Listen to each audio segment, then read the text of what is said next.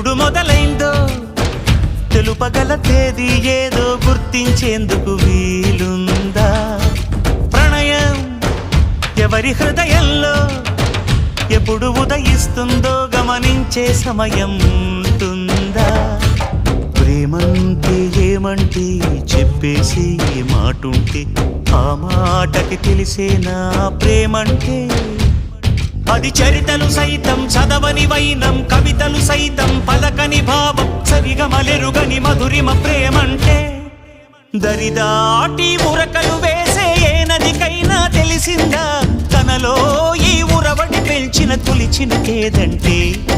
సిరిపై రై ఎగిరే వరకు చేనుకు మాత్రం తెలిసిందా తనలో కనిపించే కళలకు తొలి పిలిపేదంటే?